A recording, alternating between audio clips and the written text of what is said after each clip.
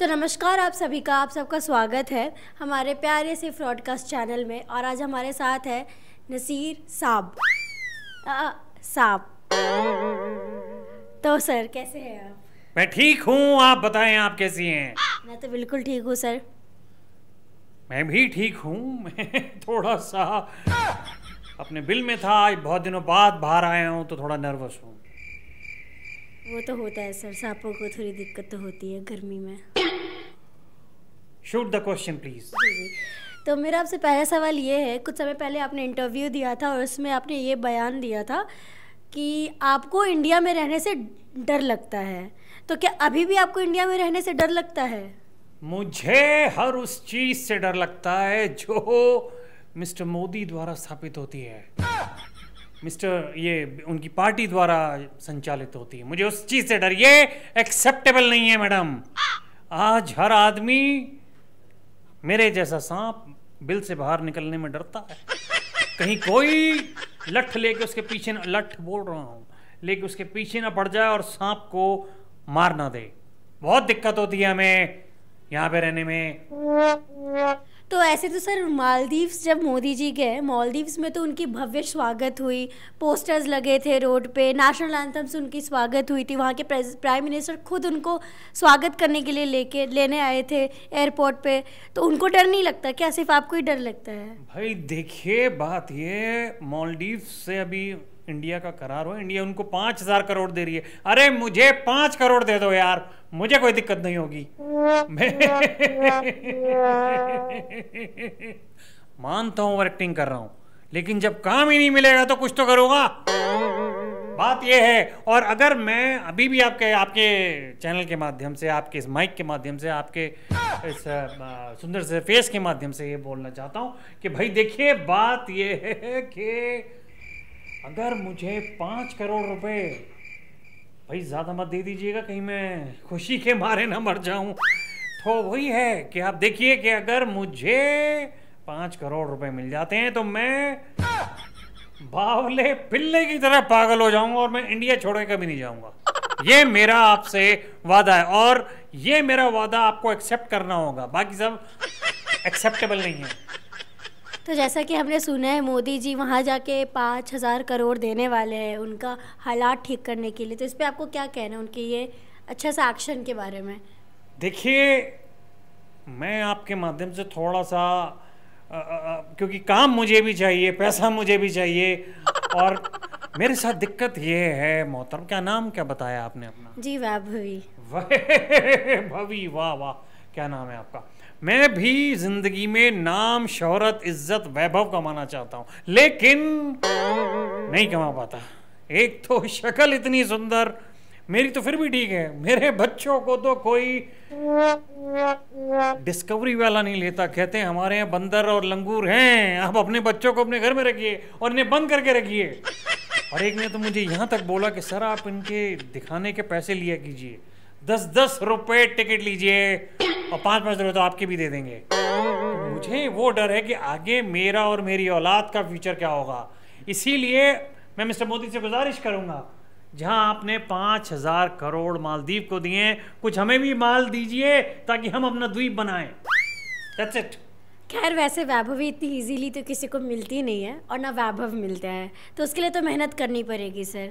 देखिए, मुझे वैभवी जी नहीं चाहिए, मुझे मालदीव और वैभव चाहिए। सर वैभवी का मतलब ही लक्ष्मी है। अरे वाह, क्या बात है, माँ लक्ष्मी। जी जी।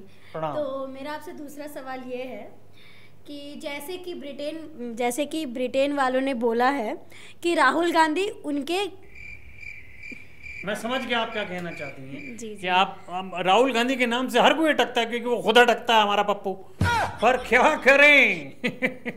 अरे भाई, 2 चीज़ें थी इसमें आपने जो मुझसे पूछनी थी, और आप बाहर तो मुझसे पूछ रही थी, अभी नहीं पूछ रही हैं।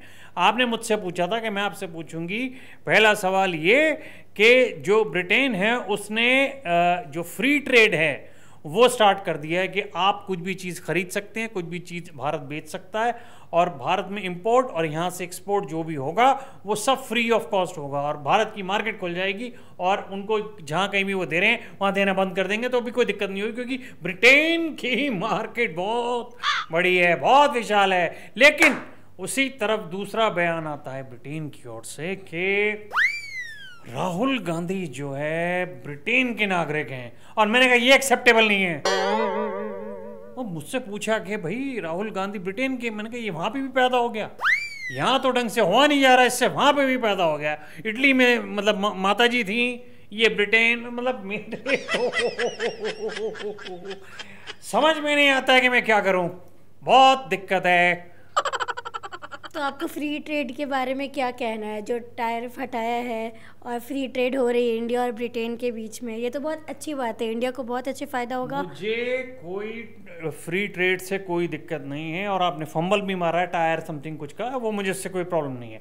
लेकिन मुझे एक बात है कि बाहर वालों से आप फ्री ट्रेड कर रहे हैं, जो अंदर बैठे हुए हैं उनका क्या, उनके सांप के सपोलों का क्या, उनके साथ भी थोड़ा फ्री ट्रेड कर दीजिए, उनको भी थोड़ा सा माल इन दीप दे दीजिए, कुछ दे तो दीजिए, वरना हमें तो यहाँ रहने से बहुत डर लगता है, और ये डर एक्सेप्टेबल नहीं है, लेट मी टेल यू। तो आपको क्या लगता है कि इसके पीछे क्या मोटिव होगी? इसके पीछे मोटिव नहीं, इसके पीछे मोदी हैं। वो चाहते नहीं है कि मेरे जैसे सांप बाहर निकले, सांस लें, किसी को करके डसें और फिर अंदर घुस जाएं। इसीलिए उन्होंने ये पैंतरा अपनाया है, और मुझे नीचा दिखाने का और मेरे जैसे कई सांपों को ये नीचे दिखाने के लिए उन्होंने ये पैंतरा खेला है, बस दैट इज इट।